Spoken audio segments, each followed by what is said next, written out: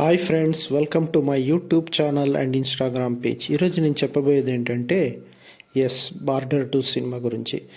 ఇది goose bumps వచ్చే cinema అని చెప్పచ్చు. ముఖ్యంగా దేశభక్తిని చూపించే సినిమా అని కూడా చెప్పచ్చు.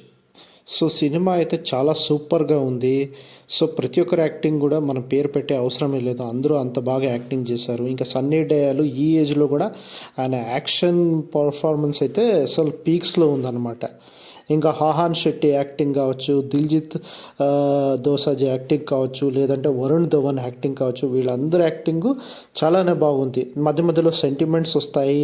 సో ఒక ఆర్మీ ఆఫీసర్కి ఏ రకంగా ఫ్యామిలీ ఉంటుంది, ఆ తర్వాత ఫ్యామిలీ నుంచి వాళ్ళు దూరమై ఏ రకంగా వెళ్తారు.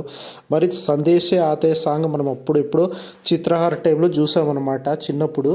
సో మళ్ళీ అదే గుర్తు తెచ్చిందనమాట సాంగు. సో సినిమా అయితే ఎక్కడ మనం పేరు పెట్టే అవసరం లేదు.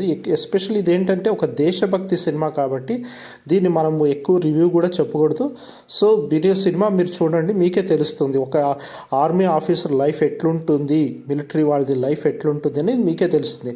అది కాక ఇది ఏమంటే 1971 సంవత్సరంలో 1971 సంవత్సరంలో మనకు పాకిస్తాన్ అనేది మన ఇండియా పైన దాడి చేస్తుంది. అది ఏ రకంగా దాడి చేస్తుంది అనేది వీళ్ళు ముందే కనుక్కుంటారు. మిలిటరీ వాళ్ళతో ముగ్గురు, ఆర్మీ, ఎయిర్ ఫోర్స్ మరి నౌకాదళం, వీళ్ళు ముగ్గురు కనుక్కొని ఆ తర్వాత వీళ్ళు వాళ్ళతో ఏ రకంగా పోరాడతారనేది సినిమా అనమాట. మొత్తానికైతే సినిమా చాలా సూపరు, చాలా గూస్ బంప్స్ వస్తాయి సినిమా చూస్తుంటే. సో మళ్ళీ మ్యూజిక్ కావచ్చు, అన్నిటికీ ఒక రకంగా బాగానే, ఎక్కడ బోర్ కొట్టుకోకుండా బాగానే చేస్తున్నారని చెప్పచ్చు. ఇది థ్రిల్ కూడా ఇస్తుందన్నమాట మనకి, ఏ రకంగా వాళ్ళు పాకిస్తాన్ వాళ్ళు దాడి చేస్తారు అనేది సినిమా. ఏ రకంగా వాళ్ళు దాడి చేసినప్పుడు మన వాళ్ళు ఏ రకంగా దాన్ని ఎదుర్కొంటారు అనేదే సినిమా.